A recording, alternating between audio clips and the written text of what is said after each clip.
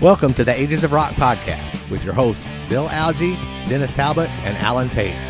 We are three guys who have one thing in common, a love of rock and roll. Our goal is to talk about all things rock. We hope you find this show intriguing, funny, and occasionally highly opinionated. Enjoy! Welcome to the Ages of Rock podcast.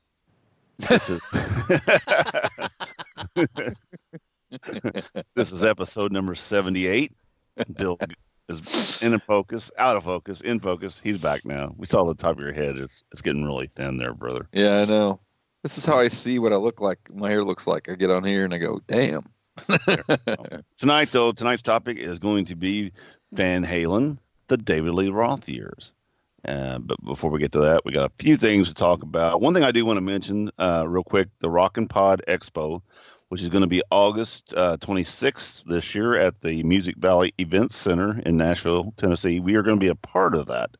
We're going to be one of the rock and pod, or the podcasts about rock and roll down there. There's going to be quite a few.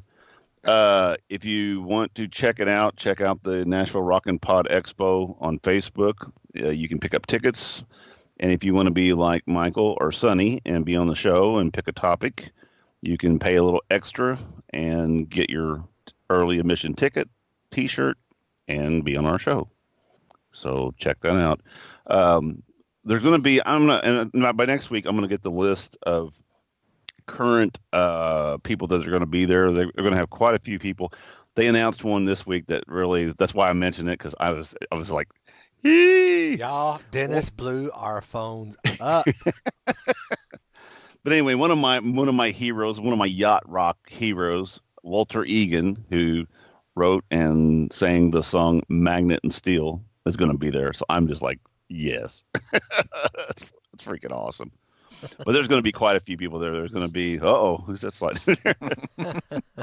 But there's going to be some producers down there. There's going to be some people who wrote some books. There's going to be some musicians there. But I will get a list together, tabulated together. I just didn't have a chance this week to get it together. And they are still adding, I guess, whoever they can find to come to this thing. But a lot of them are going to be setting up to do meet and greets, and they're going to be available for podcasts. And there's going to be record dealers. It's going to be a great thing. Is that Miss Lisa? Hello, Miss Lisa. I'm sitting here, and all of a sudden I hear all this noise. I can't figure out what's going on. The printer's going off. The Noah sneaks down here, and then I look, and then I don't see it. And all of a sudden, I see this hand. I'm like, jeez, a little edgy today. Let's go. Anyway, you guys did some things this last week since we last talked. Want to talk about that? We have to talk about everything we did, or just the stuff we. You beat me to it, Bill.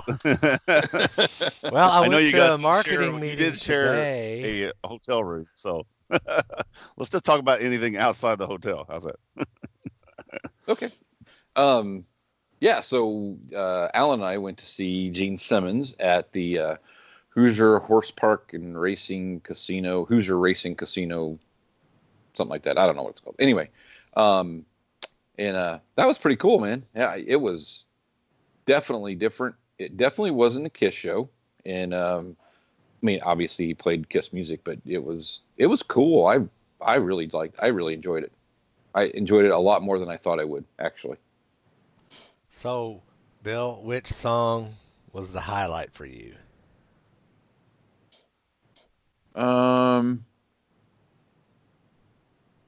Actually, I really liked it when they did Parasite, because I haven't heard it live for so long. It just that song. It was cool. I mean, actually, Charisma was really cool, and that's not one of my favorite songs on that album. That was the highlight for me, was him playing Charisma. I knew it would be. Yeah. And they did "Do You Love Me," which is my favorite Kiss song, and one of the band members played it. I actually, Paul, if you're watching or listening, you need to go see your buddy Gene about how to do something different, because he played a lot of different stuff and it was perfectly fine. Nobody rolled over in their grave or threw themselves in front of the horses that were running or any of that kind of crap. I thought it went really, really well, and it was just different. It was cool. Well, what I liked about it being different was, he did Radioactive. He did that in the middle of the set.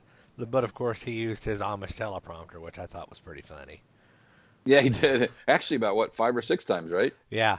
Had the lyrics written down on a piece of poster board laying on the ground beside him. Well, thank God. I mean, I'd rather him do that than to mess him up. But, it didn't stop him from messing it up. Yeah, he still messed up. He still messed him up. He did Charisma. He did Radioactive. He did something off of the Asshole album. Oh, he did Sweet and Dirty Love. Yeah, Sweet and Dirty Love. And oh gosh, it was the number 2 song in my Ultimate Gene set list. Got Love for Sale. Yeah. Yep. Yeah, that was the first one he pulled out the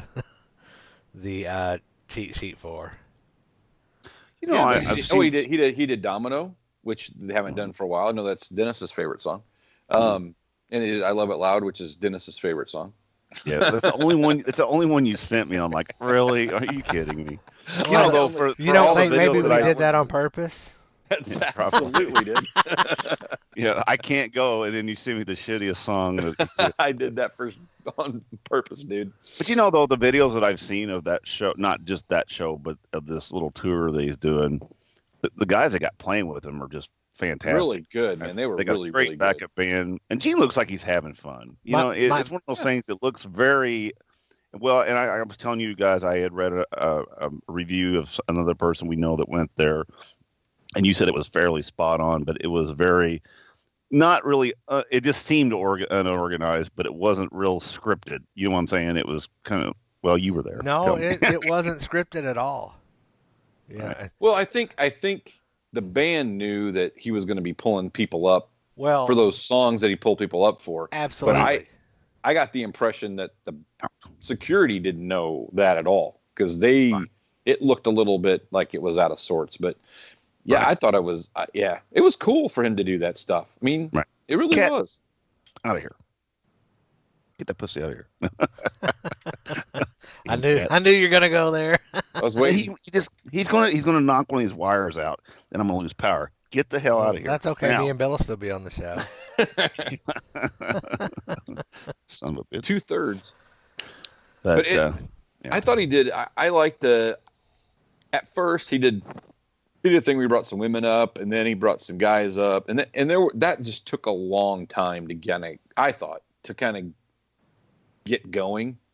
And now, one thing. But the video you sent me, there was I will say about that is when he was getting them up on the stage, he was making people leave their drinks. He wouldn't let anybody bring drinks on the stage, and he was kind of condescending to the people that were on the stage playing with their phones. A simple "don't play with your phone" or get off stage. Would have been sufficient. I think he did that at first, and then that one girl just kept on and on and on. If I was him, I would have just sent her off the stage. Yeah, that's what he should have done. I agree. The sound guy should have been paying attention and muted their microphones until it was ready for them to use them. That's true. Because their talk back kept coming up into the monitors, and that was pissing Gene off. That was making him mad, and you could tell it. And that video you sent me, somebody knocked his bass 10 out of people tune. Up on stage or something. Well, when they did Rock and Roll All Night, there were like 60 people. Yeah. Wow. Bill and Alan did not get to be one of those 60 people. I'm surprised that he let that many. That just seems surprising for me for Gene. He said we need 60 people on stage right now. I mean, that's exactly the words he used, and people took off running. Bill and I took a dead run, and we got up there, and the lady was like, "You're on the wrong side of the barricade." And we were like, shit. Yeah, so they had this barricade in front of the stage, and there were people standing behind the barricade, and there were fans behind the barricade. Right. And then I thought that was how you got to the stairs. So I went that way first, not knowing that was in front of the stairs. I mean, behind the stairs, not in front of the stairs, so it didn't work. But it was cool. Then he did, somebody, I think on Bill Starkey's page, he had posted something about a couple of gay comments, and somebody made some comment on there about, this isn't the, now you shouldn't be doing that stuff. And it wasn't, he did not make, and I responded to it because I didn't see Bill respond to it for a while, but he didn't make any derogatory comments at all. It was, he had some hot blonde up there that was whatever, and Right. he made some comment about it's a good thing I'm gay. I mean, Right. and that's really all it was. That's really see, people just get it butt wasn't hurt over every freaking thing somebody says. But the comment that was posted said he made a gay comment, so people immediately think it was a bad one, and it wasn't a bad one. He just made a comment about that. So he might have made one other one, but it was very similar to that. He made the other one about the guy that was laying the poster board down with the lyrics. Exactly. The guy that had the plumber's crack. Yeah. That was funny. He was really funny. I thought he was funny. He was pretty funny, too. Gene is entertaining. I mean, you got to give him credit. One of the guys in the band itself, I thought, I was like, that dude looks like Randy Rhoads and he's playing Ace Frehley licks. How cool is that? Well, I thought the one guy looked a little bit like John Corabi. I was yeah. He looks like John Corabi. Well, that's cool. But I thought the band was tight, really good. Played a good selection of songs. I thought he played for a decent amount of time. What did he play? About an hour and a half, probably, or? Yeah, it was. Yeah. Well, it started at right around 9:10 and got over 9:10, 9:15, and it got over right at 11. Right at 11. But if you factor in the time that it took him to get the people up on stage and off the stage, he only played for an hour and a half. He didn't play for a full hour and a half. He probably only played for about an hour. Right. But okay, I mean, it was sounds still, like a good time. I wish I could have went. That sucks. The best part of the non-music was when there was a teenage girl. She might not have even been a teenager yet, but she had she was 12. She had on the Gene Simmons makeup. So he called her up on the stage, and he would ask her a question, and she would be like, "No, yeah, no," just short answers. And then when he turned around and walked away, she went, "Hey, Gene," and she stuck her tongue out, and it like hung down to here. I was like, "Good Lord!" And he goes, "Get off my stage." There's a video of it actually. He tweeted a video out of her, which I thought was pretty cool. But yeah, it was funny because she was like totally wanted to be up there, but had no interest in being interviewed. And he's really trying, and you can tell because I got a video camera on him, and he's like trying to get her to talk, and she's like not having any part of it. That's good. Yeah, so it was funny. A lot of Kiss fans, though. I mean, there was tons of them. So, Gene, do you want to come on our show? Yeah, I'd like to. I mean, it'd be cool to have Gene on the show, and I wouldn't even ask him that crap. So I would ask him. The question I would ask him now is: so are these devil horns, or are these devil horns? Because I'm not sure. Yeah. Because today he filed for, or recently he filed for trademark for these devil horns, right? Which I thought that was the universal sign of love. I love you from maybe American Sign Language. Sign language, but so I'm a little. Dio's been doing for what? Dio's been doing this forever. Oh so yeah, I don't know what's his grandmother though. His grandmother did that. That's wards off the evil eye. Evil spirits. Yeah, evil eye. So whatever. Yeah, that'd be interesting. Okay. But yeah, I'd love to have Gene on the show. Yeah. And then, Bill, you went and seen a little bit different spectrum. You went something else. Yeah, I took a night off of concerts on Saturday night, but still hung out till about 11:30 or 12 with some friends at a bonfire thing. And then Sunday night, went with our friends Jay and Michelle. Lisa went, and Stephanie Patrick. We met Rob and his girlfriend Kelly, and went to see Huey Lewis and the News. Cool. And at White River State Park, which I've never been to before. It's downtown Indianapolis, right by the zoo. Beautiful facility, really cool. I like it a lot. Not an easy place to get in and out of though. We parked. We actually walked from our hotel. That's what we did. Yeah, we walked. We parked, a couple blocks away on the other side of the JW. But once you get there, the line to get in the gate was gigantic. I mean, it was long. It was like. Really? 2 blocks long. And then you had to go. So we found a different entrance on the side and went down this and went through that way. But it was a really kind of, that's not a very good setup the way you get in and out of there. I would say that's not good. But did they have their 150 porta potties down there lined up? They had a bunch of porta potties down lined up. They had food, they had merch, they had, drinks. You can get drinks. They were ridiculously expensive. The drinks were, but they always are. And then they pass out seats, those little beach chair things. We took beach chairs with us because I didn't want to have to mess with turning stuff back in. And but he had an opening band. He was a country guy that Huey played on his album or something like that. Jamie Johnson. No. Like not like somebody that's new, not somebody that's established. But anyway, but Huey Lewis, it was interesting because it was daylight, and we're sitting there talking. All of a sudden, the band starts playing, and he's singing. It's like, oh, there was no, and now the Right. hottest band. There was none of that. It was. He just started playing, and I'm like, okay. So we had to stop and get up, and but he played for about an hour, and then said thank you very much, and then walked off, and we were like, is that it? And he comes back out and plays for about another 20 minutes, and that was it. He played for maybe an hour 15. I was a little pissed because I was like, wow, there's a whole lot of catalog there that he left. But he was really good. I mean, he sounded great. It wasn't tuned down. He sounded really, really good. The band sounded really good. He had the Tower of Power or the news horns or whatever he called them. Right. And they were really, really good. It's just he just didn't play long. He played for an hour and 15 minutes or so, and that was it. And I was like, really? That doesn't make much sense. No, I didn't. No, and literally, we were home by 11. Wow. Which is ridiculous. So anyway, the noise ordinance should be about 11 o'clock. You should be. No, down there, I think the noise ordinance is like 10:30 downtown. But I think it's because there's monkeys and stuff that have to go to bed next door. Literally monkeys. literally monkeys. But he was done by it was really early, 9:30, 9. Yeah, I was really early. I was a little bit shocking. So. But he was good. It's just I would have liked for it to have lasted longer. Right. Well, good.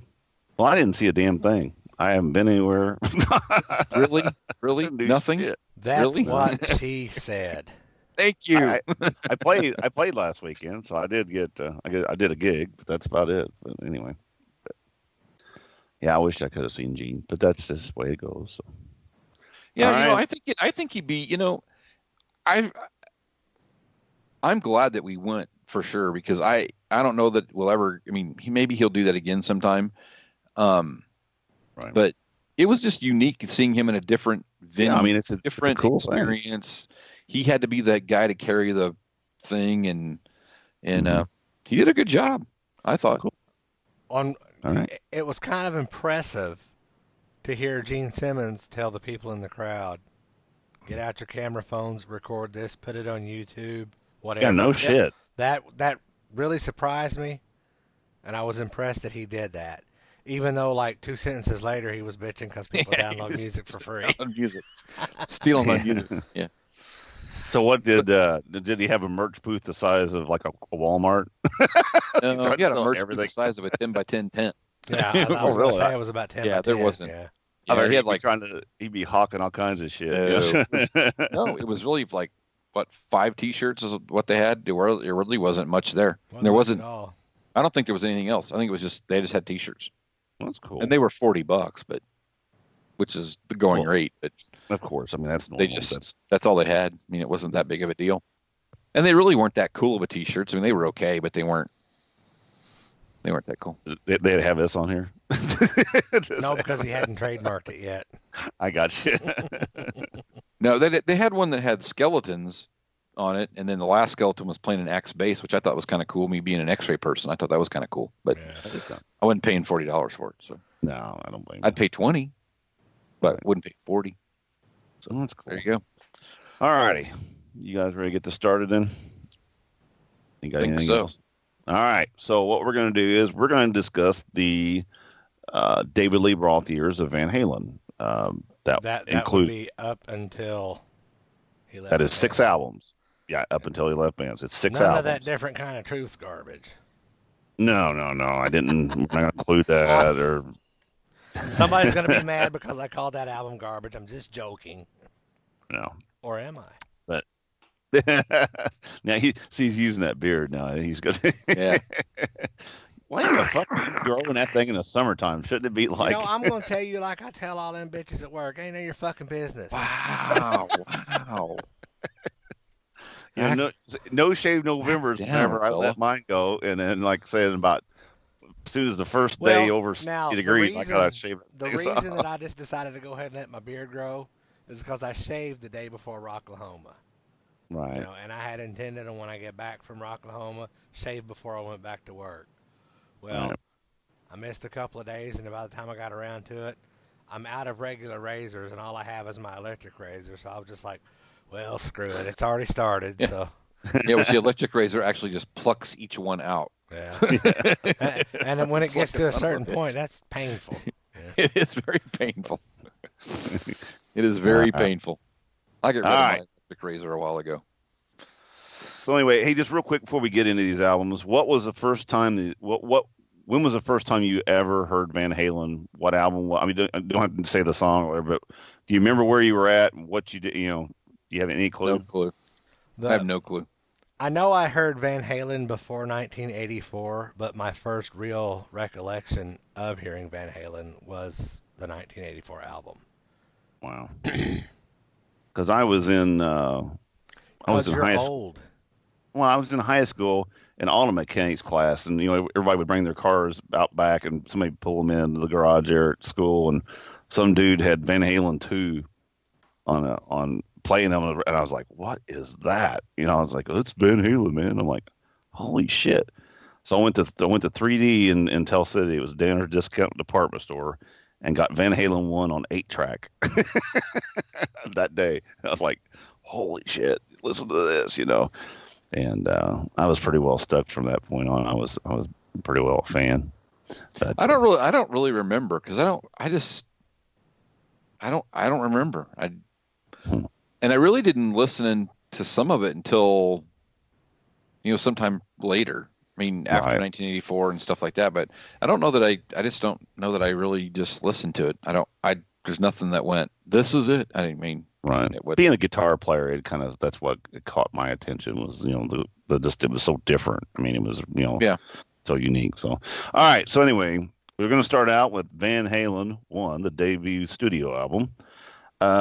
It was released February 10th in 1978, recorded at Hollywood Sunset Recorders in Hollywood. And all these are going to be repeated quite often. And was produced by Ted Templeton. Excuse me, Matt. Ted is just absolute fantastic. I just think he's, that's what the sound has always been. It's that Ted Templeton sound. They had singles off this. Well, we won't go through that. But what the hell? Just pull this up. Oh, damn it. Oh, there we go. So anyway, track listings on this one: Running with the Devil, Eruption, You Really Got Me, Ain't Talking About Love, I'm the One, Jamie's Crying, Atomic Punk, Feel Your Love Tonight, Little Dreamer, one of the first of many. Actually, You Really Got Me was a Ray Davies. That was a Kinks song. But another one was a song by John Brim, Ice Cream Man. And then On Fire finished it out. The funny thing about the 8-track was it Jamie's Crying? There was it was split. The 3 and 4 or what a track, it would fade out and come back in. I hated it when they did that with 8 tracks. They had to cut the song in 2. So it was kind of nifty. But anyway, you guys, what do you think about that? What is an 8-track? I'm just kidding. I think forgot. I think you missed the beginning of this, which is the connection between Van Halen and Kiss, right? Oh yeah. Well, of course. Van Halen. Well, we kind of missed that too because he bragged on that 2 or 3 times during the show. He did brag on that 2 or 3 times during the concert. Supposedly, I didn't bring it up because I thought Dennis. I did my homework. Bring that up first. I thought about it. I thought about that, and I've actually the whole thing was that Gene Simmons did finance the first their demo that it did. I've heard those demos. There's a lot of stuff that was used on that first album, and there was stuff used very later on. I mean, there was some stuff on there, some riffs that he used that was actually on 84. I mean, it's amazing how a lot of that stuff got changed and everything. But so Gene has always been the one. I'm the one who discovered Van Halen. Well, you financed Van Halen. But there again, sometimes you need that, to make Exactly. make it in the world. So, but anyway, so Gene, did he mention it up there, or are you just saying it? Well, he he did talked actually. about when Pat he is was back. working on them with their demos that they recorded, Christine 16, which is now Christine 60. Yeah, he brought that up. That was funny. I would love to hear that too, and I don't know what. There I'm sure were there's two some. or three other songs that he talked about that he had worked on with Van Halen brothers. Right. And then there's always that Eddie begged him to join the band when Ace left. I don't think I believe that, but I don't know. I've read that in a couple of different places, but I don't know. And I've read that on a Van Halen site too, so right. I'm not sure that. Yeah, I don't know how much. Yeah. How much? So the album itself, that is actually Van Halen 1 is probably my favorite Van Halen album to listen to front to back. Really, that's my every number song, 2 favorite. Every song, I really do. So, I've listened to these 6 albums. Oh God, I don't know how many times in the last week and a half. It's right. been a which, by the bunch. way, Dennis didn't mention. Part of our homework was to listen to all of these albums. Yeah, right. Because Well, it should be all of our. Anytime we do anything like this, it should be that. I listen to the shit out of them. So, but I still listen to these. This is a really good album. I mean, I liked it before, and I liked it. It's got some of the songs that I have had on my phone for a long time, but I like the whole thing. I mean, there's not one song on here that's a ditch it song for me. Right. None of it. I mean, out of the 6 albums, it's probably number 4 for me. Really? But the reason being though is I burnt that thing up, and I mean I wore it out to where I listened to it. Quit doing that, dude, because you're messing up some good stuff. Well, I mean, but when you're a kid and you're driving around in your first car and you're cranking Van Halen on the under dash 8 track, some Kraco speakers, you know what I'm saying? Yeah. But no, it is one of those. There's great songs on there that I still like to listen to, but I mean, I don't know. I don't. It's not one of my go-to albums at all. I'm one of those that I have other ones that I think they're my favorites. So, what do you think, Alan? So anyway, Alan, what do you think? This album, I've never been a huge Van Halen fan. I like about as much Van Halen as I like Van Hagar. It's about 50-50 for me. But I like their radio hits a lot. But usually the B-side stuff or the stuff that never got that much attention, I never really paid much attention to. But after I listened to these albums, this is a solid number 2 for me. The debut album. Because, like Bill said, every song that was on the album I listened to and I liked it. Right. So I can put that on my phone as one of those songs that I can listen to, or one of them albums I can listen to while I'm mowing the yard or something. Right. Yeah. Cool. All right. So we go from Van Halen 1 to they got real creative on this name. It was Van Halen 2. They probably did that following the Led Zeppelin format. Probably. Oh, it was all right. Anyway, it was released March 23rd, 1979. Recorded at Sunset Sound Recorders, Hollywood Studios again. The thing is only 31 minutes and 36 seconds long. I mean, the records were never long. I mean, that's why I say when you can blow through 6 Van Halen albums pretty quick. About 3.5 2 and a half hours. Yeah. But there again, Ted Templeton, was producing this. This one was funny because even though it was the first album I ever heard, just parts of, I didn't own this. I've actually never bought this album. I had friends that had it. I listened to them, but there again, I mean, we'll go through the track listing here. You're No Good, which was a Linda Ronstadt cover. Dance the Night Away. Somebody Get Me a Doctor. Bottoms Up. Out of Love Again. Light Up the Sky. Spanish Fly was an instrumental. DOA. Women in Love, and Beautiful Girls. Like I said, this is probably my number 3 album. Um, I'm not real big on the Dance the Night Away. Of course, that was the big radio hit. Um, but there again, some of these songs on here, Get Me a Doctor, Bottoms Up, Light Up the Sky. Those are fantastic songs. And the guitar work in this shit's really good. And like I said, this is one that I can listen to pretty well all the way through. Dance the Night Away, I might fade out for a minute, but other than that, it's solid. What do you think? I like this album. It is not, it doesn't do for me what the first one does. Right. At all. Actually, but I do like the hit. I mean, I kind of like the fact they did remakes. I mean, I think that was kind of cool. They took them and some songs and they changed them and I think they made them better for sure.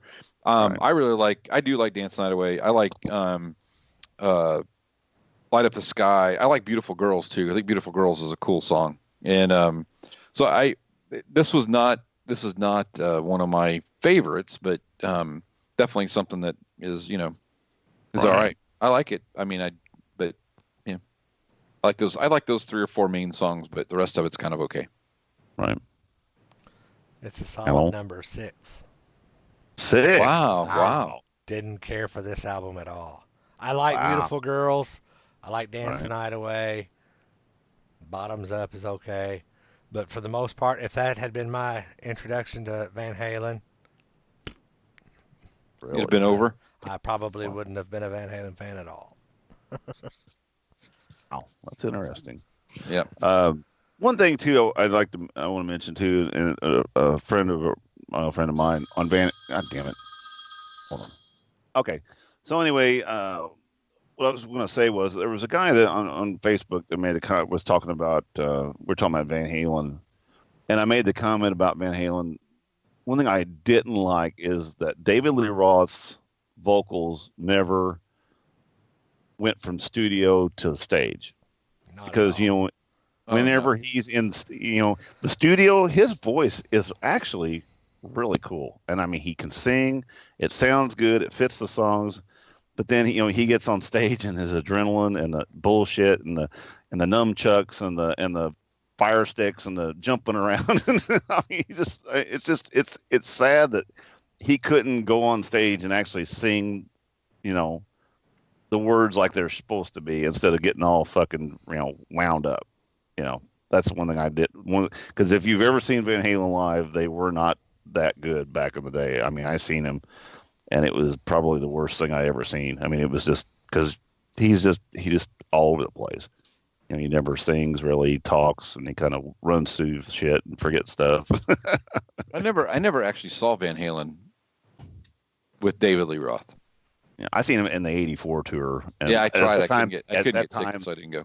The wheels were coming off that band real big time at that point, and it was about ready to implode or explode. It was all right. So So next one we got is Women and Children First, which came out March 26, 1980. This was at Sunset Sound, Los Angeles. Ted Templeton again, length 33 minutes and 13 seconds. This was And the Cradle Will Rock, Everybody Wants Some, Fools, Romeo Delight, Torre Torre, Lost of Control, Take Your Whiskey Home, Could This Be Magic, In a Simple Rhyme, and there's a hidden track at the very end called Growth. It's only a 19-second little interlude. I didn't know it was actually hidden. It's not a hidden song, it's just extra. This right here is my favorite. It's my number one. I love this song from front to back, backwards, sideways. The song or the album? The whole album. I think it's just an absolute. It's probably the hardest thing that they did. Everybody Wants Some. I mean, that was great. Fools, the guitar work on that. Romeo's Delight is a great. Just all those songs are just unbelievable. So yeah, it is my absolute favorite. And like I said, I just love it. Anyway, what do you guys think?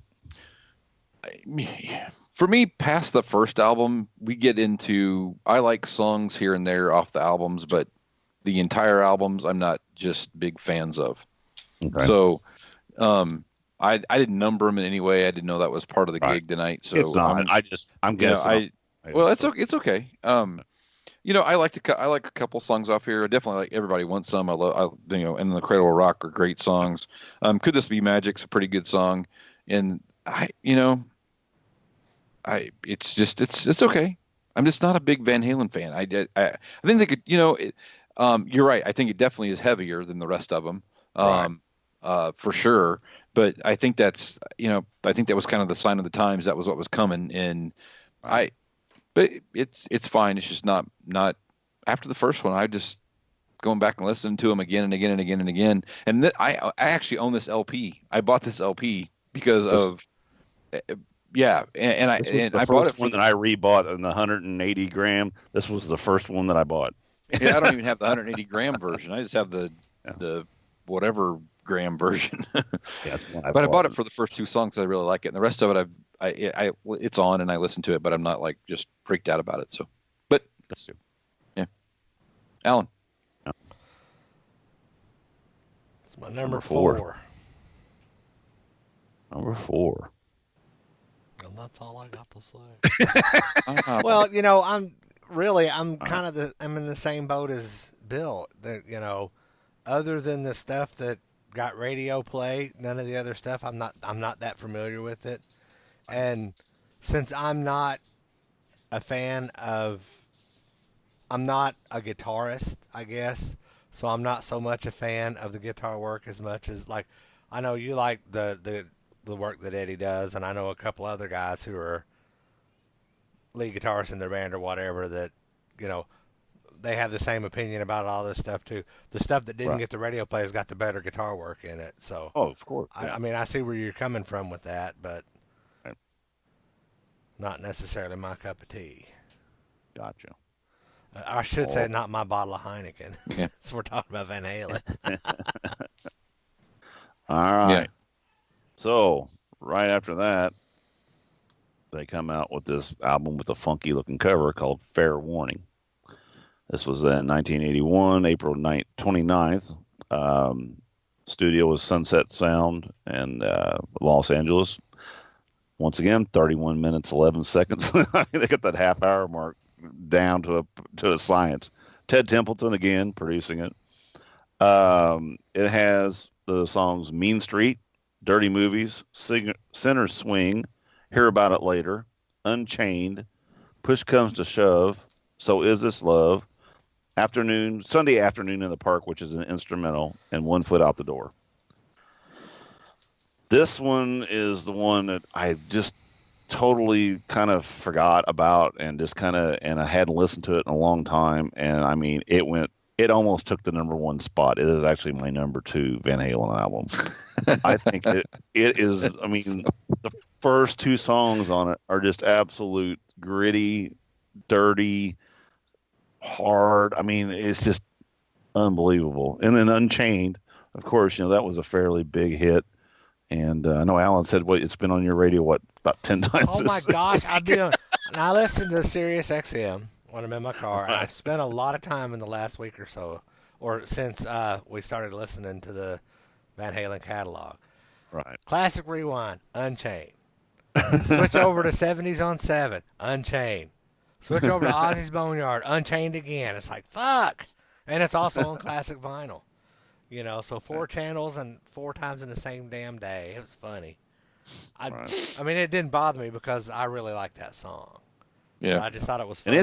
Of all of the Van Halen songs, that one's the one that they play all the damn time. Yeah, it sold less than any albums that they had.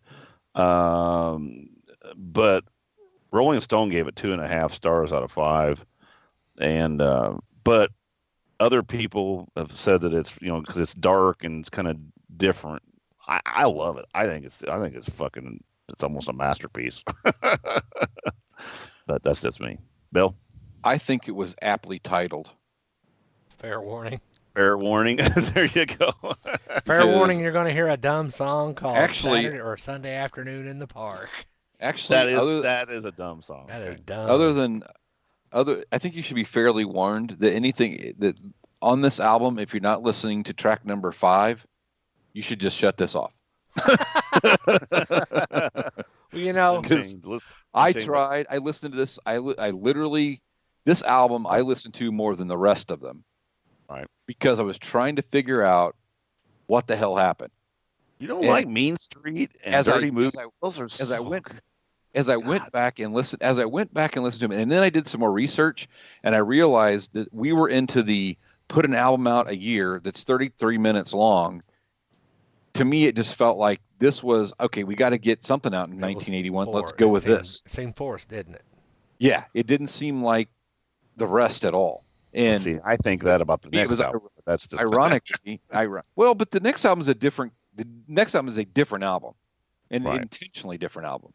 But I was just like, yeah, this to me was when I realized, I saw Fair Warning, and I started listening to it, and I've listened to it before, and it got to Unchained. You and I listened to that on the way back. We did Anderson, didn't we? Yeah.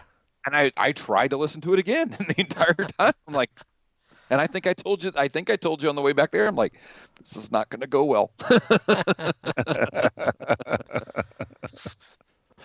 But yeah, no, like I said, to me, it's just a hidden gem. I mean, and that's just my opinion. Everybody's got their opinion about stuff, but that's okay. You can have your opinion. It's fine. What's Alan's opinion? My opinion, that's my number 5 in this list. So it ain't the worst one then. No, I already said the Van Halen. No, you already said it was the worst one.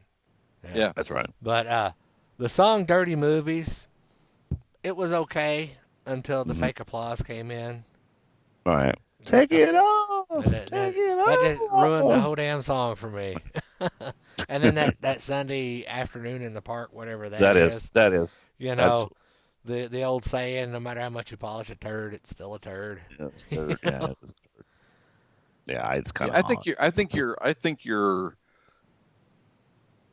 thought about this being very forced is true.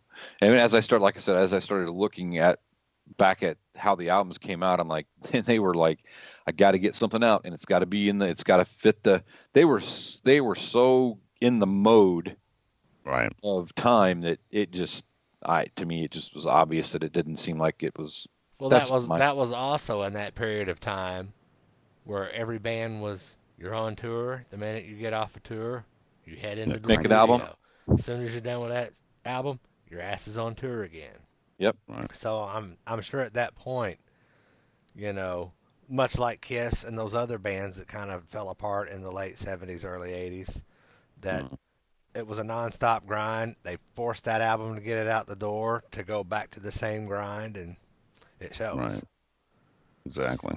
And it shows on some Kiss albums too around that time. Mm-hmm. Right. And see, then that's where it goes to the next album, Diver Down, which 1982. It was April 14th. Sunset Sound Studios again. 31 minutes 24 seconds. Ted Templeton. I mean, they got that. That's a recipe for a Van Halen album right there. One pinch of Ted. Well, the thing is, he probably helped them get that sound. Yeah. Because, and that sounds good. Early Van Halen has a very unique sound. Exactly. And the producer, he knows what they want. He knows how they're going to sound. Why bring somebody else in that's going to totally wreck it? I don't blame them. Yeah. If it ain't broke, don't fix it, Yeah. But anyway, this album is interesting, and we'll go through the list here in a minute, but 5 of these 12 songs are covers. This was a very heavy cover. That's why I think that and the thing was, too, Eddie wrote a lot of this material. He was pissed at Dave, and actually him and Ted Templeton, and he ended up writing a bunch of these. Get where there. Here it is. So anyway, track listing was Where Have All the Good Times Gone? That was another Kinks, or Ray Davies wrote it. Hang 'Em High, Cathedral instrumental, Secrets, Intruder, Oh Pretty Woman, which was a Roy Orbison tune. Dancing in the Streets, which was writers for Marvin Gaye on that one, and Ivan Hunter and William Stevenson. A Little Guitars intro, which is instrumental, then Little Guitars itself. Then an odd song, Big Bad Bill of Sweet Williams Now, which had was written by Milton Anger and Jack Olden. Had his dad actually on there playing clarinet on there. That's what was kind of interesting about that song. Full Bug, and then of course Happy Trails, written by Dale Evans. So like I said, this is my number 6. I had this when I played the shit out of it, but I just, other than a couple of songs, which were the Eddie, the guitar songs, I just don't care much for this album. There's maybe 3 songs on this song that I like. Rest of them I don't care much for. And Pretty Woman, I don't care to hear that song. And the video is terrible. It is terrible. It is They didn't show terrible. that for years. It's horrible. Horrible. Horrible. But yeah, I never, when I listen to Van Halen, and especially if I pull up on Spotify or something, this album never gets played. I mean, I listened to it because I had to the other day, and I'm like, oh, fuck, this is terrible. Number 6. I mean, instantly. That's pretty much how I felt about Van Halen too. Yeah. That's interesting because I actually like this album much better than Fair Warning. I did like the covers. I think it's kind of cool when bands like that do covers, Right. and they take old songs and they do some different stuff with them. It was a little odd. Happy Trails was odd. Big Bad Bill was odd. But it's okay. I mean, I think that's kind of cool. Sure. I got a little, you get to the point where you expect to hear a solo Eddie Van Halen solo song on each album, Right. and that just to me gets old because. Right. Yeah, he's a great guitar player, but dude, we know that. So Right. great. That's awesome. But it wasn't Intruder and wasn't it a instrumental as well? Intruder was the opening to Old Pretty Woman. That Okay. squeaking and squealing. So I thought that was because I considered that to be an instrumental track kind of thing. right. So It's to me, the there was just intro. 2, and it's just whatever. So I do kind of like it's this album. been 65 weeks on the album chart. I mean, Yeah, it's sold 4 million albums. I the mean, covers helped. Yeah, exactly. Yeah. But yeah, But again, 31 minutes, man. exactly. I mean, We're not going to 35. It's not going to happen. they're jamming, playing. It's like Dave's like going, oh, time, we're done. Time out. We have a flag. We're going to cut one of these short. Excessive song. But I do. I think that was, as I was going through all this, I just thought that was so damn funny. It was just like, But anyway, Alan, This one was my number 3, even though it's got the covers on it. Right. It's kind of interesting how Bill and I's opinion of these albums are so similar. Yeah. But actually, the Big Bad Bill of Sweet William Now, that I guess because it's so different, it makes me laugh, and I think that is so funny. But and the Happy Trails, it's something different. They probably just did that to get it to 31 minutes. Exactly. And I have to say, 28, Dennis, boys. I have to say, Dennis, I'm surprised this is your number 6. Really? This was not the one that I was expecting to be your number 6. Well, the other one you think it is going to be number 5. And I think the reason why you two have a similar deal, other and different than my opinion, is because you guys do like the radio hits, the more popular stuff like that. And I listen to these albums as a guitar player. I listen to the guitar parts and that kind of stuff. I mean, I don't care about the hits per se. I want to hear guitar work. I want to hear something different. I get that. So that's why that's why I like that one probably more than you guys do. But anyway. Well, I don't think there were a lot of guitar hits off Van Halen 1. I mean, there weren't a lot of hits off Van Halen 1. Well, it wasn't a real radio-friendly album, though. Well, so yeah, you know what I'm saying. I'm not saying hits, but songs that are now. Let's said take hits. It's okay to say let's hits. take a step back on the term hits, because back when these albums were coming out, this is hard rock. How many of the modern day radio stations were playing that stuff? Not a lot, really.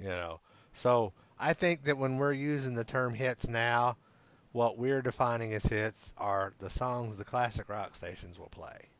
Sure. Yeah, that's probably true. Yeah. Okay. Or the singles that were put out. Yeah. Right. Yeah. That's okay. I'm good All with right. it. I just wanted to get you going. All right. You guys ready for the Poke the bear. for the final of the Dave series? Yeah. Yes. Guess when this album came out? 1984. There you go. Wow. It's the title of the album. But it was 1984. recorded in 1983. So. Yes, it was recorded in 83. It was released January 9th of 84 in the U.S., February 10th in the U.K. Now, a little bit different formula to this album. It was recorded in the 5150 studios in Burbank. That was Eddie's studio that he had built. Length 33 minutes 17 seconds. The boys went over 3 minutes. And Ted Templeton again. This album was huge for Van Halen. I mean, it sold 10 million copies. It's been their best-selling song or best-selling album, and the only record that they ever put out that had a #1 hit on it with David Lee Roth. So anyway, the track list was 1984 instrumental, Jump, Panama, Top Jimmy, Drop Dead Legs, Hot for Teacher, I'll Wait, Girl Gone Bad, and House of Pain. One thing I did not know up until this week when I started listening, I was looking up some of this stuff. Did you know that Michael McDonald co-wrote I'll Wait? It was written by Eddie Van Halen, Alex Van Halen, and Michael McDonald from the Doobie Brothers. Yep, I had heard that once before. Cool. I was like, really? That's pretty wild. And Michael McDonald's a very prolific songwriter. Yeah, hell yeah. But I'm like I say, it just seemed odd. You know, it's just kind of an odd combination. I am not a Eddie Van Halen keyboard fan. That's why this thing drives it way down. I'm not a big Jump fan. That song it's just been worn to shreds. Panama, same kind of thing. It wears me out. I'm just burned on it.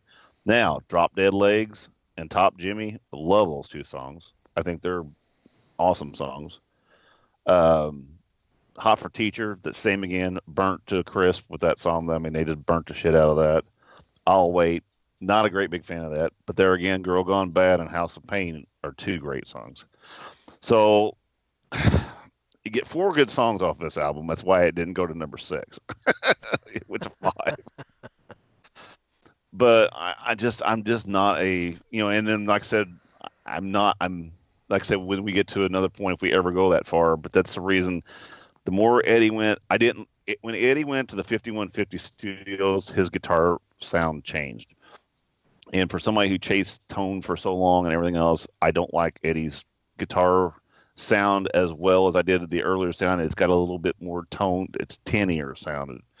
And then especially when they went to the next album, 5150, his guitar sound is just crap, and that's why it's not the fact that I don't like Van Hagar for the fact of Sammy. I don't like his guitar sound from that point on. So, and I love Sammy Hagar, but I'm just not a Van Hagar fan because of that thing. But this was the start of that guitar sound kind of starting to go shit. It's not as bad, but it's shit on the next album. So anyway, that's my personal opinion. Jump in there, boys. I'm gonna go with Alan here and say you're wrong. Probably you guys is #1, isn't it? No, it wouldn't be my #1. I think the first one is my #1. I mean, if I got to number them, I think the first one is Van Halen 1 is #1, and this is definitely #2. And it's another, but well, that's okay. You have your opinion, and I'm joking. Opinions are like assholes. Everybody has one. Yours stinks. It's okay. We're good. But this is another one that I think this is from top to bottom pretty solid. Yep. And in the land of when we were listening to this stuff in 1980, these were some of the best freaking videos that were out there. Oh, the videos are great. I don't have any problem with the video. But that at the time, and the intent of that was the video to drive record sales, drive butts in the seats. That's the deal. And it worked. And this album's got a whole bunch of that stuff on it. And yeah, if you want to go back to singles and whatever, then, but I even like the stuff that's not singles on here. I mean, I like I said, the stuff that didn't make the singles cut are still really good stuff. And, I like this. I like about the whole thing. I mean, pretty much top to bottom. Right. Yeah, I mean, and there again, it might be the fact of when it first came out, I don't think I hated it as bad, but it almost has that Back in Black disease, what I call it. It's the fact of that I'm just burnt. I am just absolutely, and this is just a personal opinion.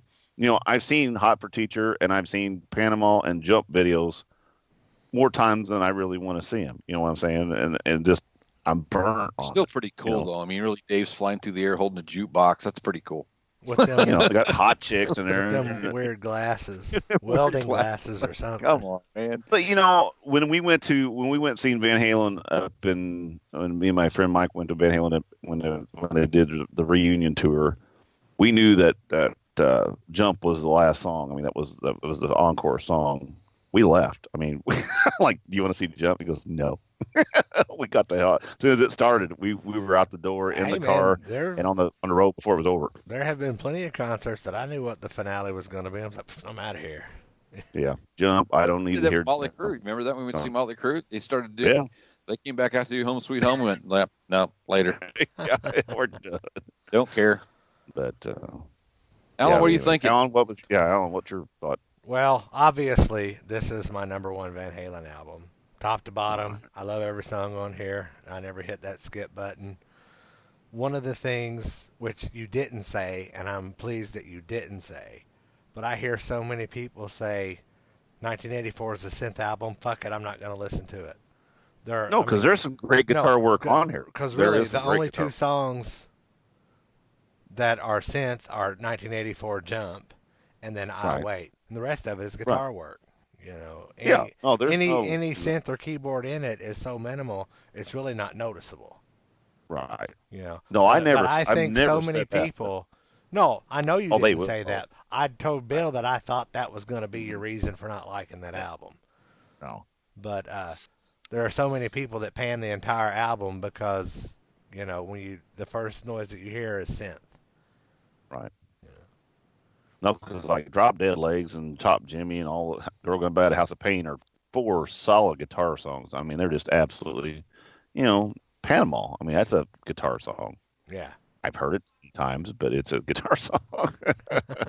And Panama, I always tag or I'd hear a song and then I'd, post something about it on Facebook or whatever, and then I hashtag it speeding ticket song. And Panama is one of my speeding ticket songs. Exactly. So, with the exception of the other day on the way home from work, normally I have my cruise control on so that I don't get a speeding ticket. Exactly. That's not a bad idea. Yeah. Exactly.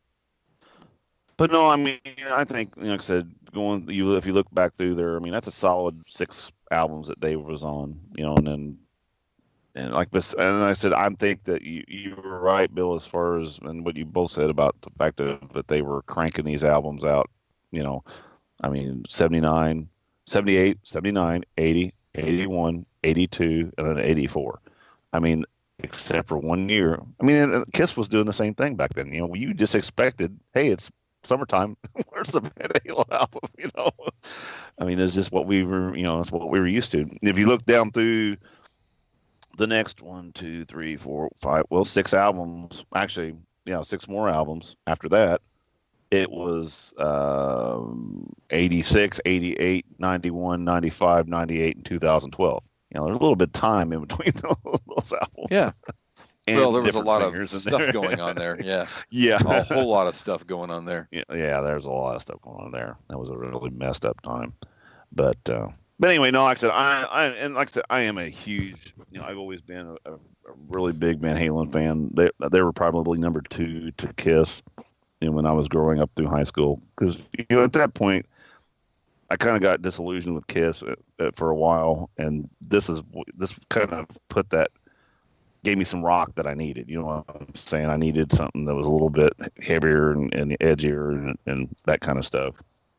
And anyway, so Bill, I got my first yawn from Bill, so I guess we're about done. No, man, I'm telling you, it's been. I tell you that the tour this week has been quite working during the day, and then going to Anderson, and then coming back and being up late again Saturday night, and up late again Sunday night, and last night and the night before that I was out till about 11:30 with at football or 11 o'clock, and yeah, it's catching up. I was actually sitting in a meeting today on a teleconference, and I had 3 people in my office, and we were watching a thing on the computer and webinar, and I'm like, it's like I'm about to check out. Like it's not good when you got a sales rep in the room and you're about to fall asleep. So,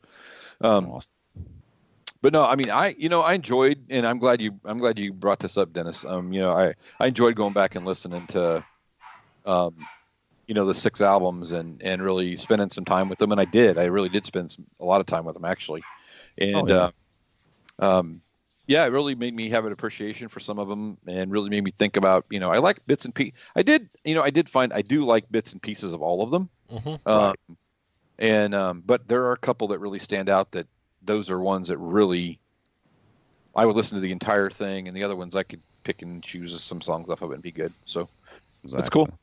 I think it went all right. Yeah, I think so too. Awesome. All righty. Well, Alan, you want to take us out of here? Get out, Dennis. So good at it. I got my cat out of here finally. Get up. Get your cat out of here. Yo. How fun. All right, folks, visit us on agesofrock.com. Check us out on Twitter, Facebook, Instagram, Stitcher Radio, and you can see us on Earpeeler from the Twitter site and earpeeler.com. Till next week, peace out.